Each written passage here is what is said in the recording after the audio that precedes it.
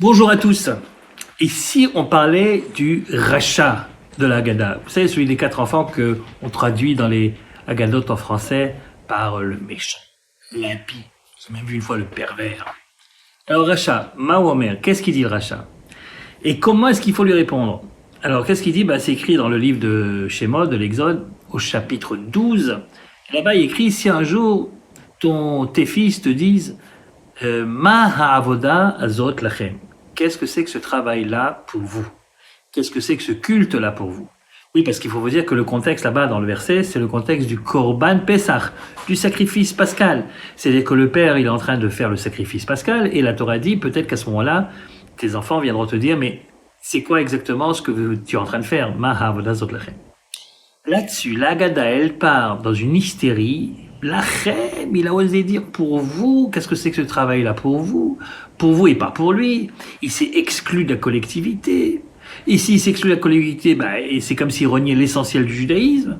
Eh bien, il faut lui répondre dans les dents, Haket Shinav. Il faut lui répondre dans les dents, agressivement, en lui disant, c'est à cause de ça, de ce que tu méprises, de cette avoda. C'est à cause de ça que moi, je suis sorti d'Égypte. Moi, pas toi. Si lui, il avait été là-bas, il serait jamais sorti. Échange entre un père et son enfant, on a l'impression qu'on joue à celui qui aura le dernier mot, celui qui sera le plus agressif, c'est un peu bizarre. C'est d'autant plus bizarre que, en fait, qu'est-ce qu'il a tellement dit de mal, ce fameux rachat? Il a dit « Ma ha'avoda azot lachem » qu'est-ce que c'est que ce travail-là pour vous? Mais alors, tout dépend avec quel ton il l'a dit, vous comprenez? S'il a dit « Qu'est-ce que c'est que ce travail-là pour vous ?» Évidemment, c'est un rachat, là il s'exclut. Le lachem, à ce moment-là, pour vous, c'est pour vous et pas pour lui. Mais s'il dit à son père qui est en train de faire le fameux sacrifice pascal, s'il lui dit « Ma ha'avoda azot lachem » qu'est-ce que c'est que tu es en train de faire? Ça, c'est pas obligatoirement agressif. Le lachem en tant que tel, le pour vous en tant que tel, ne justifie pas l'appellation de rachat. Il n'y a pas le ton, il n'y a pas d'enregistrement que je sache dans la Torah. Comment est-ce qu'on sait sur quel ton il a parlé?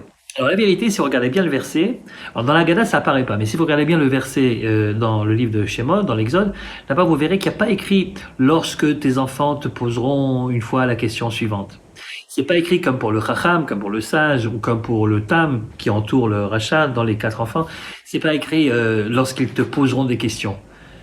Et donc, c'est écrit ki yomru alechem benechem, lorsqu'ils affirmeront. En fait, c'est une affirmation. Ils te jettent à la tête, ils te jettent à la figure. Ma vodazot lachem. Et non pas ma vodazot lachem. À la fin de la tirade, il n'y a pas un point d'interrogation, comme pour les deux autres, mais il y a un point d'exclamation. Ma vodazot lachem. Et c'est à cause de ça que nous savons que c'est un rachat. Et alors à ce moment-là, puisque je sais que c'est un rachat, alors j'en déduis que le lachem, c'est un lachem d'exclusion, et non pas un lachem technique, parce que c'est toi qui fais le korban et pas moi. Mais c'est pas le lachem tout seul, vous voyez, qui fait la différence. C'est le yomru, parce qu'ils disent, et pas parce qu'ils questionnent, vous voyez.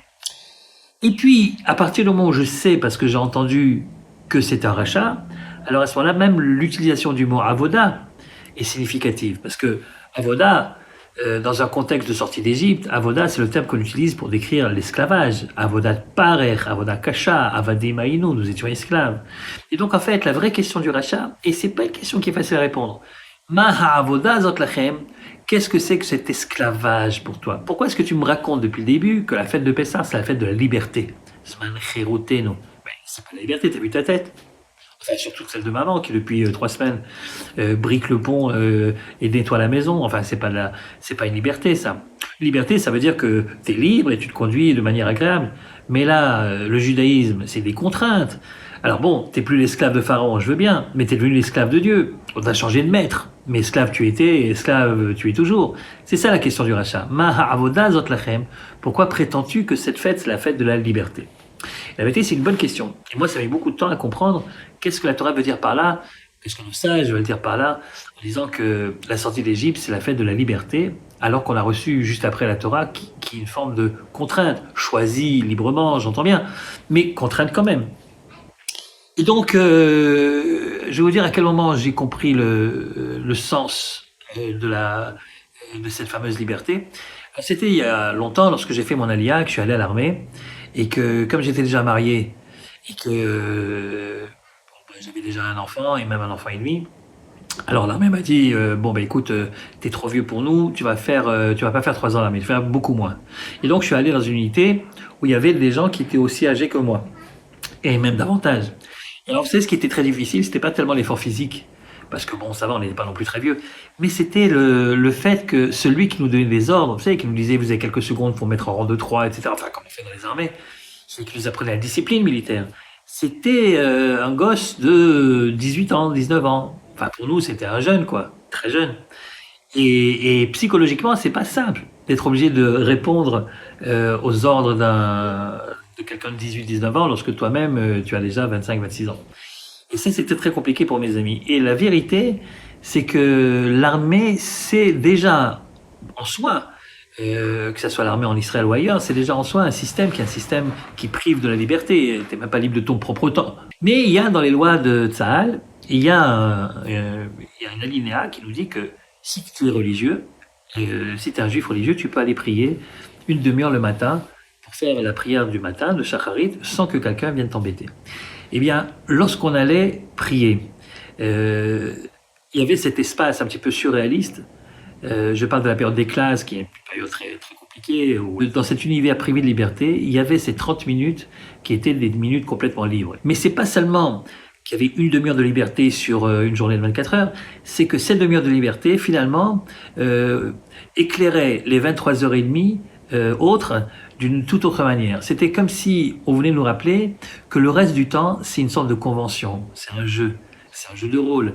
C'est-à-dire, je sais que pour mon commandant et moi, nous savons que pour faire des bons soldats, il faut s'habituer, enfin, surtout lui d'ailleurs, il faut s'habituer à accepter sans réagir et sans réfléchir.